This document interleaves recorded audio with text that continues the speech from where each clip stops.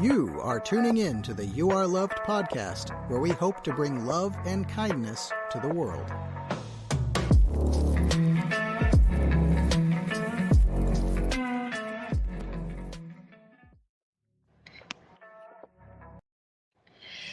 Welcome, and I'm live, by the way.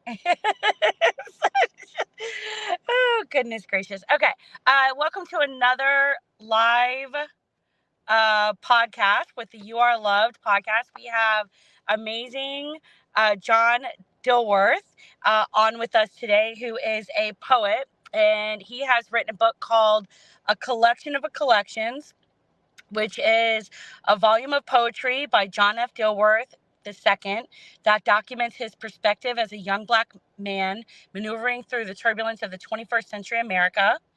And through this, he wants to encourage empathy and inspire passionate purpose through honest sharing of his perspective. Some words may trigger a variety of emotions.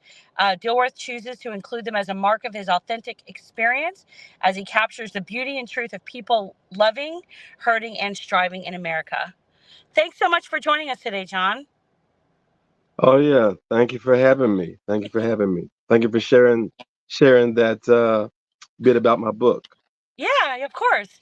So, if you can share a little bit about like what brought you to writing this and how long have you been writing poetry and so forth. Yeah, so for me, I've been writing poetry since I was 16 years old, and that started with being dared to write a poem by a classmate at the time.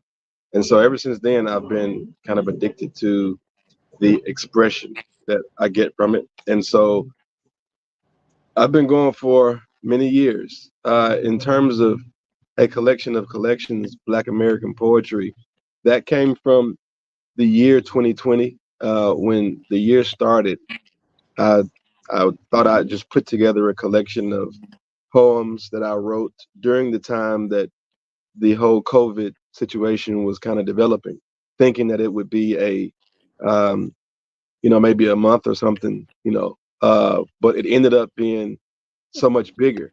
And so Yeah. the idea for the book became so much bigger because there was so much happening in our country. And it became what it is, which is Black American poetry. So that's kind of like where it was born. And during that year, there were a lot of really beautiful things that were born out of the year of 2020. When you look at other entrepreneurs, when you look at artists, when you look at creators, there was so much good that came out of it that shouldn't be overlooked because, of course, all of the negative as well. Yeah. No, that's exciting. Yeah, and that's kind of the same, which is interesting, is kind of the same time that we started the You Are Loved brand was during COVID, and working our way and figuring that out through this process. And and we kind of saw the same thing. There was a lot of hurting, and we just really wanted to help. Like, our overall mission was to help spread love and kindness throughout the world, and it's evolved since then. But yeah, that was part of it. So, so Excellent. there was a, I have a few things highlighted in your book, and I find it amazing that you can just remember like all your poems. I don't know if it's all of them, but like you shared this one poem with me this one day when I really needed it, and it was just like, very breathtaking. And then when you first gave me or showed me your book when you first had it, I think it was first published, something stuck out to me, and where you said, I have no doubt that as unique as my experience has been, it is not so unique. We've all been through a lot and we've all been here through a lot, and more connects us than divides us, despite all the walls and barriers and stigmas that we are forced to live amongst. So, so that really stood out. And then the other one was, so you use this as an opportunity to walk a mile in someone else's shoes. Try actually listening to what someone else has to say.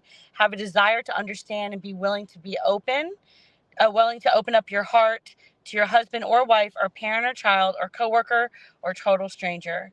How about that person you swore you would never talk to again? What about your perceived enemy?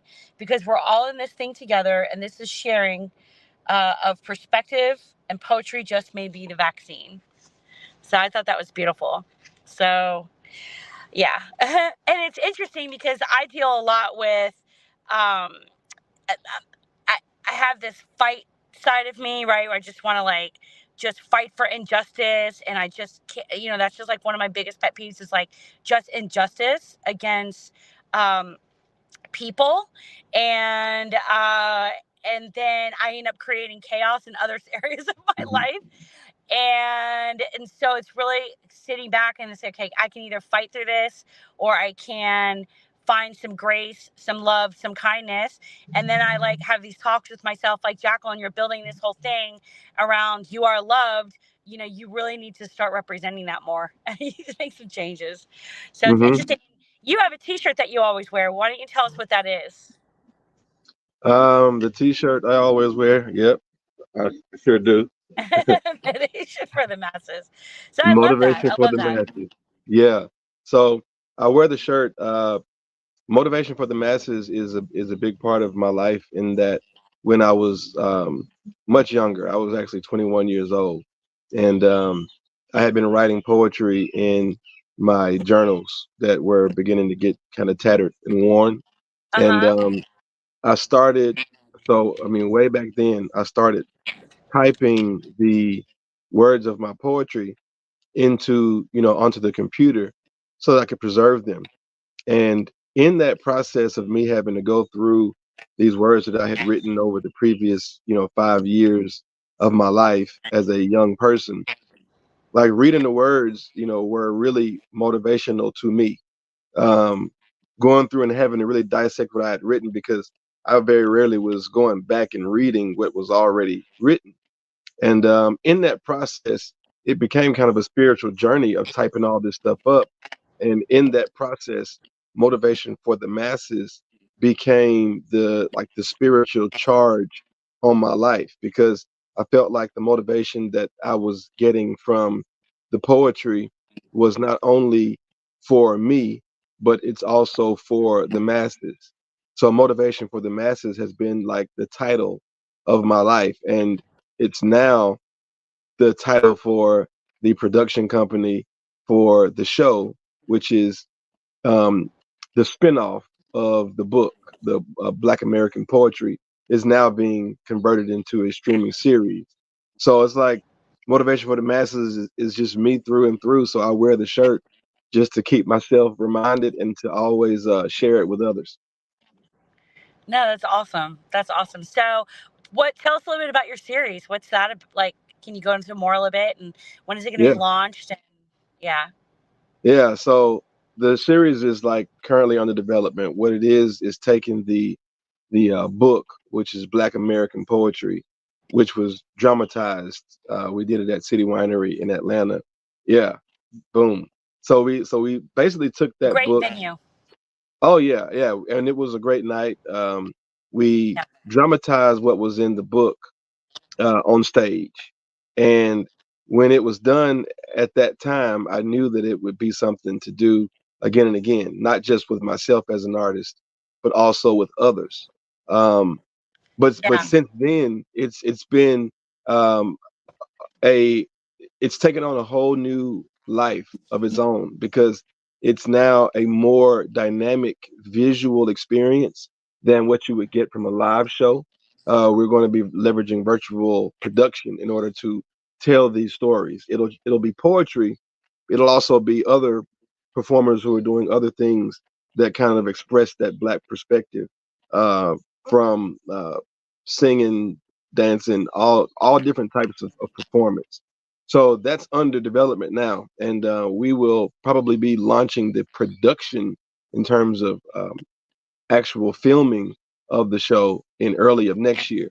So we've got a long way to go, because we're kind of developing what it's going to be and how it's going to look. But definitely stay tuned. That's exciting. Some of my favorite things to watch, like on like TikTok and stuff is when people are doing like these dramatized like customer service calls or work stuff or whatever, and it's like in a cartoon form. And because I really think it like brings out the visual a little bit more than you have the same person playing two different parts.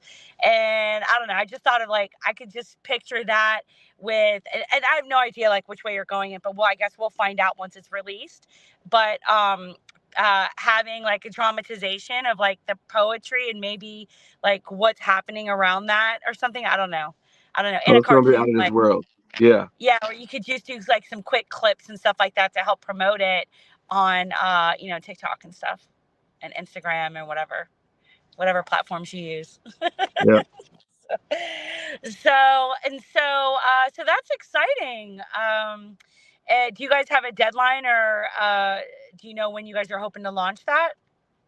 Yeah, well, like I said, launching production won't even start until the early part of next year. So in Oh, terms of okay, timeline, okay, it's hard to nail down the time, but yeah, it's definitely underway. next year. Next year sometime. But in the meantime, people can get your book and learn a little bit more Absolutely. about. Yeah, yeah. So there is another poem that well, let me just ask you, like, what have you done in your career life? Let me ask you that first before we go to another poem. But like, what have you done in your career life? Like, what has, I know you have your poetry and stuff like that that's kind of led you up to that. Have you owned other businesses? Like, what else has helped you to solidify this is exactly what you want to do to build this type of movement, in addition to everything that happened like during COVID and stuff? Yeah, so for what this movement is, it's something that I've always, it's kind of been always there in me, but it's taken a back seat to the career, so to speak, that I built around technology. So um, motivation for the masses, and creating shows, and performing and things of that nature, for me professionally, are fairly a new endeavor, because I'd always professionally been in the IT space and the HR space. So the entrepreneurial side of me has been what has kind of established kind of my quality of life and consistency. But being able to take on this new venture, which is in the entertainment space, is very, very, very new for sure. So yeah, Yeah, between IT and HR, that's where the bread and butter has always been. But in changing that, yeah. it's a really exciting, a really exciting thing in my life. So now you've really set yourself up to be able to work on your passions and stuff that where you really know that you'll be able to like be a change maker, and not only in Yeah. your life but like others around you. You Yeah. hit the nail on the head. It's all about being able to truly operate in purpose every day.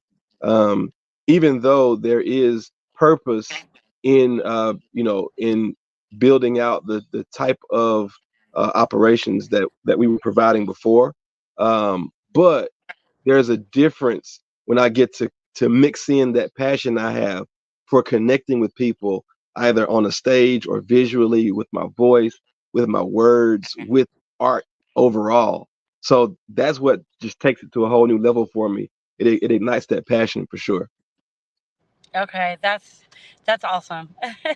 So, um, so there is, and people, I really want people to get this book, and they'll be able to talk a little bit about, because I skipped over some stuff when you were talking about, like your experience not being unique, but it's not because other people, but you really go into depth about your life there, and they were selected from poems from the years 2000 through 2020, and they're from the first 21 years of the 21st century, which has been tumultuous indeed. So, do you think that, like, what do you think are like for some of these poems and stuff that you've written? Have they come out of like life experiences or tough situations that you've just had? Was it like your way of like journaling or venting to your, just like, or wanting to see the lighter side of that? Like, how does that work when you're getting in that creative mode and you're just writing this beautiful artwork? I would say all of the above. So most of the things you mentioned are definitely factors when it comes to writing and sharing what I write. I think a big part of it is also, the difference between there's times when I'm writing things that are inspired, I guess, from or triggered by something that I'm experiencing. But then there's this other part that I've also done, which is writing work on a commissioned basis, where there's a particular situation or a particular celebration, whatever it may be, that a poem needs to be written for, which is a little Okay. bit different approach because it's more deliberate and intentional than like kind of just getting a thought out of reading or just something that comes kind of extemporaneously. So I like the fact that I get a chance to approach poetry from a few different ways because I want to apply it to more use cases than just me sitting and writing about what I'm thinking. Yeah. And that really trains your brain in a way to be able to tackle it from different art forms and different ways where it's not just something passionate, because that's when I would write, like when I was younger, and I would write some hibiscus or whatever, haiku poems and so forth that didn't really rhyme. Some of them did, but it was just like formatted in a way, and had even had a couple published, but it was fake, but it was in that poetry.com book Okay. back in the day. And that was just because you paid to have it, put in the book. But a lot of that stuff was like instilled from like just stuff I was going through, or thoughts and so forth. But I think that's great that you can get commissioned and write stuff around that. And you really have a way to be able to, I'm assuming, see the world in a way where you can say, okay, these are some things that we can write about this specific topic or whatever. Yeah, a So, lot of times it's research, really understanding the topic as much as possible. They're also very challenging because, typically when I write when I'm writing for myself, I don't really care what other people think. It's just, I'm just writing.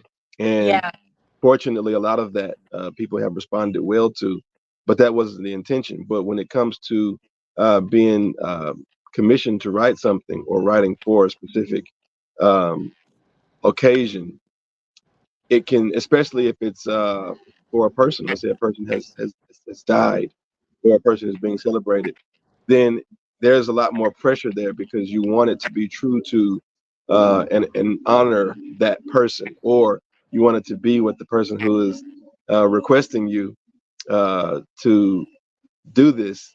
You kind of want it to fit what they're hoping for. So yeah, that's really yeah, fun for me. It's a big challenge, and there's a deadline, and things like that. So, but I enjoy it. yeah. You could probably really write some great stories for even like companies like mine or whatever that has wanted to put out like an informational, not information, but like a story that really like goes to the heart of what this company is hoping to accomplish, or person or media person or whatever, because a lot of times I feel like when we write stuff, it's a lot for me, especially it's like a lot of surface stuff. And because I'm so afraid to get deep, that you probably could ask the right questions and stuff like that to pull stuff out and really write something that's core into what that person's true heart message is that they're afraid to let out.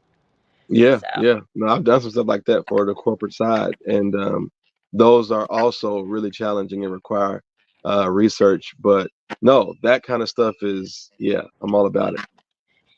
that's awesome. Okay. So, one of the poems that, so they're page 40 and 41, one of them, which caught me first, just was an idle mind is the workshop of the devil. Do you know that one by heart? I don't. Okay. And then the other one, my head is heavy. Do you know that one? No, no, I don't. I Okay. don't know most of them by heart. The Okay. most of the poetry in there is some of it is kind of like performance poetry. Some of it is that true literary sense of poetry. And the show, we had a few of the poems from the book, like a collection of those are what were shared. Okay. Do you mind if I share them really quick? Share like what you want to read it. Yeah, is that okay or no? Yeah. Okay. So it's two of them. Yeah, I think there was two. So I don't think And if you want, I can read it. Yeah, you have your book? Yeah, I can do that. That way, Yeah, I would rather you do it. That's why I asked it. I didn't know if you had your book with you. let's see. I can pull it up at the very least. But so yeah, while I pull that up, that's kind of been the one of the things that's been really fun for me is kind of answering the call whenever there's a commission situation. Yeah. I love that you're able to do that. I love that you have this mission. I mean, that was the whole thing is when I saw you always wearing your shirt, and I was like, oh, I love that. I just love that. And I was like, and that's what inspired me to like get more into asking you questions and really learning a little bit more about, who you were. Yeah, Uh, and so I it's was like, I definitely got to have been you on. it's definitely been a lot of you know I when I started wearing the shirt, I kind of was wearing it more so, just because that's what I'm doing, that's what I'm working on. So it's just like it's Yeah. almost like my uniform. Um, but it's been very cool to see different people's responses to me wearing it. I've definitely gotten a lot of people who ask me about it, and people who kind of compliment the idea of it, and yeah, And it's have you led ever to some had, cool huh? conversations. Have you ever had anyone ask you where they could buy it? Yes, yeah, I've definitely had that, and I don't even sell them. It's just I literally have them for me. I don't sell them yet anyway, but it's just kind of like my going to work uniform. But when I do Yeah. sell them, I think there'll be people who get a chance to get the shirt with the knowledge that of kind of like Yeah. where it came from, because Yeah. they'll be like, oh yeah, I wanted that shirt back when that was just him grinding. Yeah. Yeah. And then you could have Freddie create you a QR code to go to your website. Oh yeah, oh he's already done that for sure. So you said it was the Either my head is heavy or an idle mind is the workshop of the devil. okay.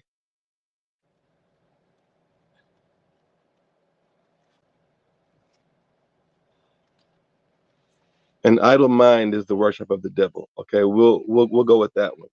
Okay. An idle mind is the workshop of the devil, and it is that thought which brings me to this table, able to vent my anxiousness through words instead of actions, relaxing and allowing myself to remain free, and see that there's a right time and the right place for everything.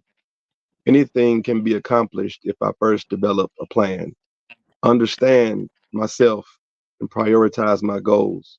My holes have been filled with completion, deletion of the spaces once left void, now employed for determination, obligation to potential to fulfill, kill the dead and let the life flourish, nourish the mind. I am thankful to be still living, giving a part of myself to my people, equal under God's eyes. Let's utilize our instruments in increments beyond measure of a number. Slumber wastes time. Now take heed to the title. An idle mind is the workshop of the devil. I love that. And I feel like so many different people can relate to that, especially entrepreneurs or someone that's just wanting to accomplish something great in their lives. Yeah, I think that one, like for me, it takes me back to my childhood because like when you go to church, like I grew up where we would go to church, and you would hear an idle mind is the worship of the devil. It was kind of like Yeah. something that was very common to hear as like elders warning young people and stuff like that. And that's where that came. I probably was a teenager when I wrote that poem, or very Oh, young. wow. And Wow. and I think that one's really cool because it has a from a motivational standpoint, like you said, people can relate because of the message, but then also from a like just a literary standpoint, the poem, the word that rhymes is the beginning of the line instead of the ending. And that's kind of like something that's a little bit different from a lot of Oh poems. yeah, yeah. No, I liked that. Yeah, there was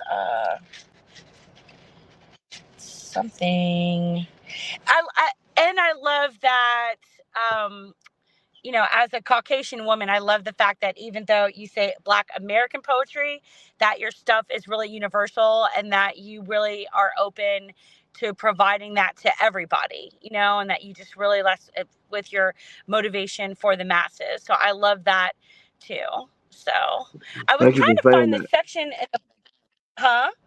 I said thank you for saying that because that means a lot to me. Oh, yeah, yeah. I love that kind of stuff. So I love it when people from different backgrounds, political, cultural, whatever. Growing up in South Florida, I grew up very around a lot of different backgrounds of people, and then when I moved to Atlanta, I just saw how segregated it was, even in 2006 when I first came here, and I was just kind of shocked.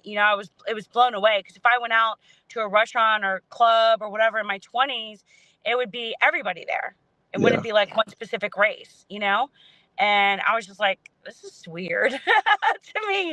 So I love the fact that we can all embrace who we are, but also have that love and compassion for other people as well, even though that they're different. So, and yeah. I I always, think yeah, go ahead. I'm sorry. no, I was just going to say that I think that the more that I travel, the more I understand that better and better, and a big part of what I think helps to uh, allow me to be able to understand and really seek other folks' perspective is from traveling and seeing other people's cultures so that the American culture can truly be appreciated, like to, kind of get a feel for the differences. Because Yeah. sometimes if we only see it from our lens, um, we only get one piece of the beauty that is there to behold. But then when you change it up a little bit, you may get a little bit of ugliness, but you also may get some beauty that you haven't seen before as well. Yeah. Yeah. Yeah. I always felt like if people were, like when kids graduated high school, that they should go and serve in a third world country for like a couple weeks or a month or whatever, and just serve in a community that is underprivileged and just wherever, like even at the jungle, wherever there's like different like stuff where it's like we don't have all the privileges that we have here, where they don't get Yeah. access to that, and and really kind of like open up their mind and really stretch themselves. And I feel like that would just make them better humans. Just, Absolutely. It yeah. really pays dividends. I was trying, I had it in here. I don't know where it's at now, but I had seen something in your book it was the African culture, I think. It was, I can't find it now. I don't know where it's at. I thought I had it highlighted. I don't. But it talked about that might have been at the beginning. I don't know. Anyways, it talked about how like coming over into the United States, and like you got it was given the language, the Christianity, the this, the that, the this, the that. I just thought that was interesting. What inspired you to write something around that? If I can find it. Yeah, no, If that's a you really remember what good. I'm talking about. Yeah, there's a couple that could kind of fall into that kind of category, and the way the book actually became more than Oh, just me it's Everest. Sorry for the African people that died in avarice. translation. Okay. Yeah, Yeah. yeah, Yeah. yeah. I had to look up the word Um. Everest, I'll be honest. But I was like, No, oh, no, that's okay. a That was it. yeah. I thought that was No, great. yeah, no, no, that one, and I think the photo in the coffee table edition of the book that goes with that poem called Avarice is really um, riveting, if you will. So, but yeah, what really brought it about, I was in a situation during 2020 where I was in a social atmosphere in a kind of a private setting, but most of the people I was around were white people, and Uh-huh. so this was right at the time when Ray Sharp Brooks had lost his life, been murdered at the The Wendy's. Wendy's. Yeah. And Atlanta had gone through this upheaval, so to speak, Yeah. and so right in the middle of all that, just because I was the only black guy in the room, it was like, well, what do you think, right? And it led to You're a like the token black guy that should know everything for all black people at that point. well, not a token, but at the same Well, I don't time, mean it like that, definitely, but I meant like you are the guy that should know everything, yeah, I in guess, their about the mind, whole. yeah, Yeah. well, in their Yeah. mind, it's like, yeah, he's got all the answers, he's, Yeah. and I just so always think that's just stupid. I just don't understand why people just do that. That's a, yeah, it's yeah. like, everybody doesn't think the same, right? Yeah. But it is interesting to get people's perspectives from different backgrounds, right? Yeah. So that led to to an extended conversation, or series of conversations actually, that that led to me writing the poem in the book called These Questions, which was written in 2020. And These Questions is Uh-huh. one of the ones that could have been in that same category. But that's kind of a big trigger for it. And when in the middle of that, that's when I knew that I had to make more out of the book to make Yeah. it this, because the true book is the coffee table, edition, where it's 11 by 11 inches. It's 150 or 1500 DPI when it's printed, and it's got this rich photography. So it was like I knew I had to make it more. I had to take it to a different Yeah. level from those Yeah. conversations and everything that was happening in the year. Okay. Okay. So that's great. So then you went home later and wrote that poem after Something after like the that. conversation. Yeah. Something close. Yeah, that's kind of close. Okay. That's awesome. Yeah, I love it. It was just really, I was like, oh dang. They gave me whips, they gave me chains, they gave me Christianity, they sold me cars, they sold me clothes, they sold you the sea and told me I was the one that was free, but you are the lost who are free from their avarice. I thought that was Yeah, like, wow, yeah. that's so deep. And in that one, And it's uh, speaking to those who lost souls that in the transatlantic slave trade, um, were that did not survive the journey from being brought from Africa into the Americas. And so it's like, you may have died, you know what I mean? And they said mhm, I was the one that's free, but you are, I think keeping that conversation with the ancestors, so to speak, at the forefront is the key to that poem. oh wow. Oh, so it's like kind of like the younger generation to your ancestors. It's kind of a conversation between both of Yes, you. Oh, yes, okay. Oh, wow. And as the undercurrents preserve your soul and the never-ending tides make sure your story is told. Yeah, I love that. That's great. That's great. Yeah, that's awesome. Thank you so much for letting me have a copy. I really appreciate it. I think it's a great book.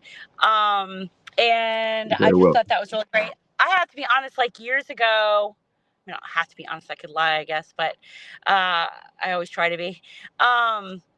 Uh, Years ago, I did a research on who Jim Crow was because I didn't really know. This was probably like 14 years ago.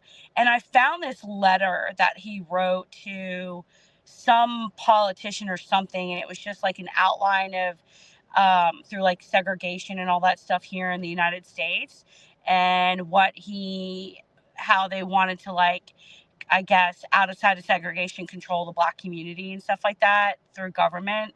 And, and then I remember posting it on Facebook, and I could not find that. I was even looking for it today, and I could not find that letter because I was like, dang, I was like, all this stuff is just kind of a representation of what I feel like is being done, not also to the Black community and has been since then, but also to now everybody that is, not at a certain socioeconomic level. So I No feel like doubt.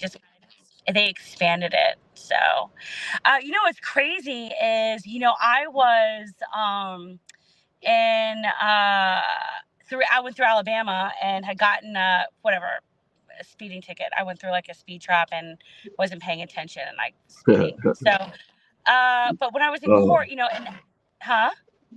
no, I was just saying, not the trap. Hate the speed trap. Yeah, it was like within a mile and a half, it went from like 45, 55, 50, 55, 65. I was like, okay, and the road didn't change. So, but in 2022, in Alabama, they changed the law in small towns because for years there have been such an upheaval about speed traps and stuff. And they said if you can't have more than 10% of your revenue come in from traffic citations, speeding citations, then 10% of what your population is. And this was a town of like 17,000 people, right? Hmm. And when I was sitting there in court waiting to speak to the judge, I realized there wasn't a lot of speeding tickets, right? However, there was a lot of um, uh, misdemeanors that were probably like weed charges, like less than, like this one guy that was sitting next to me had less than 2 grams of weed. He had like a joint or two, I guess. And because he didn't want to fight it, with his job and all that stuff. And he was like, so instead, he's like, you can spend 30 days in jail. It was like 30 or 60 days in jail for this, or we can give you like 2 years probation, right? Which on a Class C drug that's about to be legalized through the federal government, right? And is legal in a lot of states. And I looked, and it was like a large part of it was the Black community. And then I was like, and then I'm sitting there and I was like, wow, this is just such BS, and I was like, yeah. And then, I had, so we were there, and then I was trying to get my ticket thrown out or whatever. And, oh God, I lost my train of thought. I just thought that was just like crazy. I was like, I just cannot believe that. So that was like injustice. So they ended up saying, oh, you don't qualify for this program, right? So it just was bothering me. So I ended up calling, I think it was either the district attorney's office or whatever. And I was like, hey, I'm trying to get this, see if I can get reconsidered for this. I said, I know that there's this law that was put into place in 2020. And I said, oh, that's what it was. I said, it's interesting because in the courtroom, how it shifted to like these very small misdemeanor drug crimes. And just had said that to the girl on the phone. And I was like targeting the Black community, She did not respond to me on that. She didn't say anything. She's just like, I'll send you paperwork. But I wondered, like, after that gets legalized, like, what's going to be next? What are they going to start targeting to bring in tax dollars and just criminalizing people over, bullshit? And I'm not saying that weed is good or anything like that. I used to smoke back in the day, not anymore. But I'm like, I don't know. I just don't think that's something that you should be put on 2 years probation for, or spend 30 days in jail over something that's like a joint. I don't know. Yeah, well, the So probation has I don't always know. been a trap. It's kind of like once they get you on probation, it's Yeah. every little thing, it adds up to either money or time that they're gonna get from you. Yes. So, Yes. but yeah, no, I think as the laws change, the protection of that system that is unjust tends to kind of uh, still linger in the real inner workings and the way they actually get executed. So, Yeah. hopefully the laws will change for the better, right? But at the same time, hopefully the whole system continues to kind of evolve in the right direction, because Yeah. that part is a little slower. Yeah, yeah, yeah. I remember back in the day, when I was like in between jobs, and this is 10 years ago, whatever, when I first moved here, I did get a ticket going to Florida. And I was in this small podunk town again, in like a trailer. It was like their courtroom was a trailer. Okay. And I remember, because I didn't have the cash to pay, it was a $300 ticket at that time, that they literally put me on probation, and I had to go through probation in order to be able to pay a $300 ticket fine, instead of just, and so Georgia was the first time I was ever put on probation for a ticket. Where before I could have just did some community service or something. I didn't have to go see a probation officer in Florida. But I was just like, so that was another awakening to, like, I guess, the South, and how they just try to criminalize people, I don't know. Yeah, It's yeah, just crazy. But that poem triggered all that, and I didn't even know it was called the Transatlantic. So that's something I'm going to do some research on. But that poem really kind of triggered like all this stuff in my head, and I was just like, dang. And then like my area of like where I just hate injustice, and then I'm like, gosh, I'm like, it's just when people don't have the funds to fight a criminal system, or the only way that you would get a judge that's appointed by the court system anyway, so they're working for the court anyhow, they're getting that paycheck for the court, you have to basically be completely destitute. So the fact that they say, well, if you can't afford one, we'll point one for you, is a lie. So I don't know. yeah, I don't yeah. know. So, but I'm glad that there's people like yourself and me, most of the time, that is out there wanting to create something positive and bring motivations, because the only way to change a lot of this stuff is to change hearts and to open people up and to give people a different perspective and for them to learn and educate, I would think. So, Yeah. sorry, John. I think one of the things that, I mean, it may, fortunately, it sounds kind of cliche, meaning you hear it a lot. But when I think it was Barack Obama's campaign, part of it was, be the change you want to see. And Yeah. I think even though that was a campaign slogan, I kind of have taken that to heart in a much broader sense. And so it's like you said, creating positive content. There's so much stuff out there that is contrary to what is good for people. So putting out the good stuff is a really good way to actually be, what you want to see. Yeah. So be the change you want to Yeah. see. Yeah. I love that. I love that. I'm excited to see what comes out for you for next year and your production company. And I just think that like what you have going on is just really absolutely amazing. And I think that people should definitely follow you on social media. If you're on social media, will get that, and your website where they can buy your book, because I feel like your book is really like, I think it's great for everybody. And there's a lot of different people that in all different cultures that are hurting out there and are looking for hope, and they are and especially the ones that are being the change makers that they want to see in their community, but are getting a lot of pushback from it. Yep. And then, yeah, so, yeah, so I just think it's great, and I'm just excited for you. So, Thank yeah, you. I appreciate all that positive energy. Keep sending it my way, and I'm gonna keep sending positive energy your way as well. I appreciate it.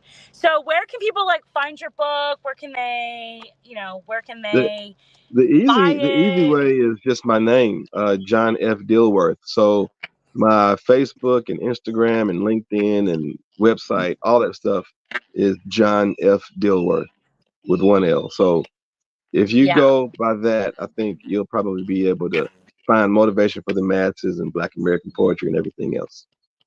Okay. Is your website johnfdilworth.com? Yep. Yep. Okay. Yeah, you make it simple. Keep it simple. That's what you do. Is there Hmm. any last thing you'd like to share at all, or?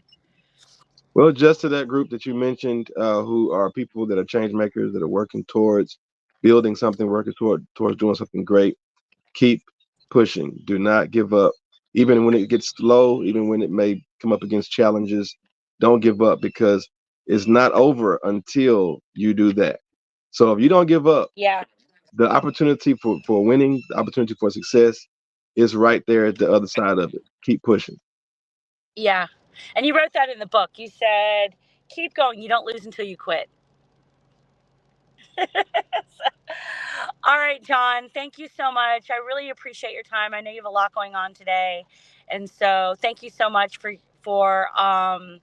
coming on. I really appreciate it. It was Well, great. thank you for having me. Thank you for having me. Have a great one going forward. Peace, everybody. All right. Thanks. You too. Bye.